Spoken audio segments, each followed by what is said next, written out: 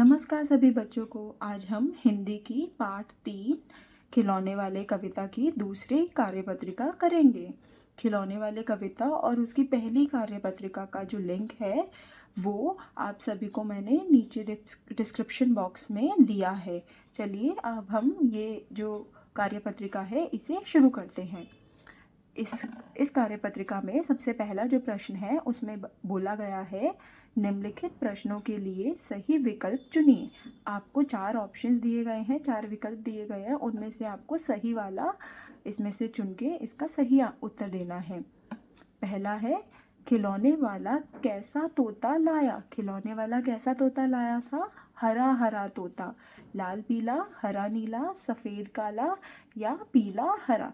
तो यहाँ पे हम लोग पीला हरा मार्क कर देंगे, इस पीले को हरा कर देंगे क्योंकि वह हरा हरा तोता लाया था।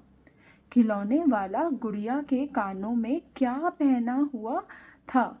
तो खिलौने वाली गुड़िया जो थी उसने कानों में क्या पहना हुआ था? फूल, मोती, बालियाँ या इनमें से कोई नहीं, मतलब इन तीनों में से कोई भी नहीं, तो उसने कानों में बालियाँ पहनी थी। मोहन ने क्या लिया?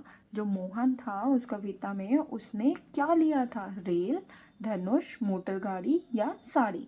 उसने मोटर गाड़ी ली थी। खिलौने वाला कविता के कवि कौन है?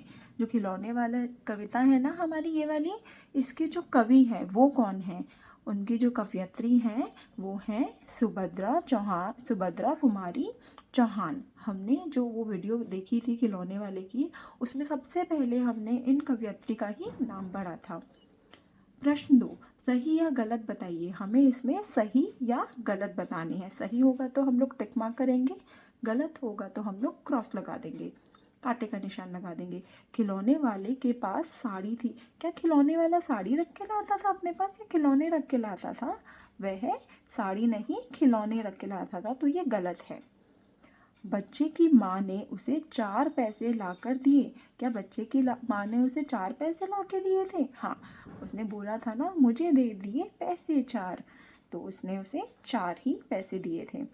बच्चा माँ के बिना गांव में नहीं जाना चाहता था। क्या बच्चा अपनी माँ के बिना गांव में जाना चाहता था? एकदम सही बोला है, वो अपनी माँ के बिना नहीं जाना चाहता था। उसने ये बोला तो था कि अगर आप कह दोगी मैं वन में चला जाऊँ आपके बिना तो मैं हंसते हंसते चला जाऊँगा, पर वो अपनी माँ के बिना कहीं नहीं जाना चाहता था। बच्चा असुरों से लड़ते लड़ते रामचंद्र बनने की इच्छा रखता है। हाँ, बच्चा बोलता है ना कि वह असुरों से लड़ेगा और वो किसकी तरह बन जाएगा? रामचंद्र जी की तरह बन जाएगा। एकदम सही बोला है। चाबी भरने से इंजन बकबक चलता है। जब हम उस खिलौने में चाबी भरते हैं तो क्या इंजन चलता है? इंजन चलता है या पूरी रेल चलती है? तो यहाँ पे कविता में रेल बोला है और रेल में ही इंजन होता है, तो ये भी सही हो जाएगा।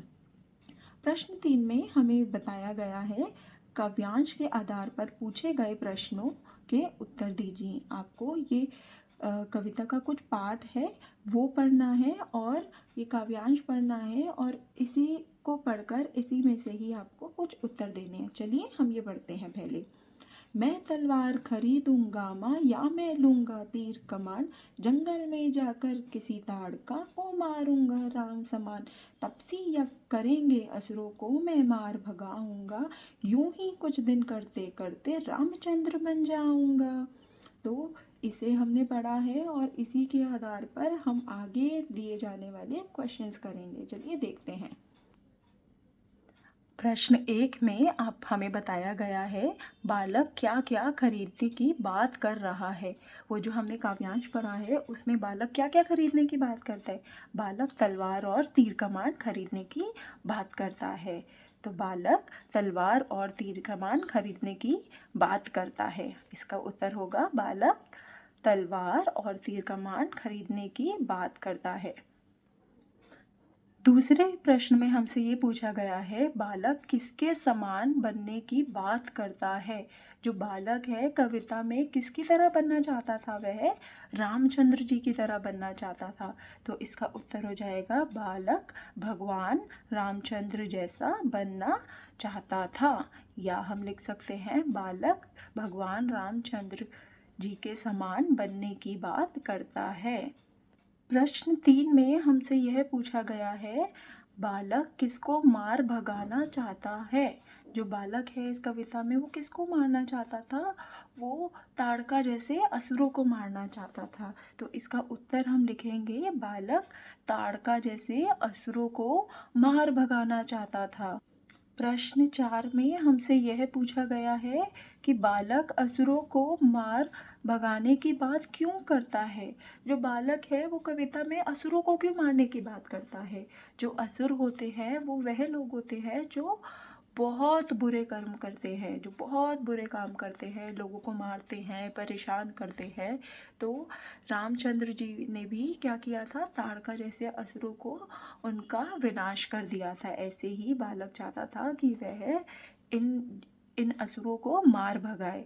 तो बालक असुरों के दुष्कर्म के कारण उन्हें मारना चाहता था। क्वेश्चन नंबर 3 जो है वो हमने कंप्लीट कर लिया, जिसमें हमें कुछ कविता के कुछ काव्यांश को पढ़कर इन 4 प्रश्नों के उत्तर देने थे। आप सभी इन्हें ध्यान से पढ़िए और देखिए कि क्या हमने ये आंसर सही लिखा है। क्वेश्चन नंबर जो 4 है वो हम नेक्स्ट वीडियो में करेंगे, जो हम उपसर्ग और प्रत्यय की वीडियो बनाएंगे। Thank you. आई होप आप सभी को ये वीडियो समझ में आई हो। आगे के लिए please stay tune in to dive into creation and learning. Do subscribe my channel, like and comment. Bye.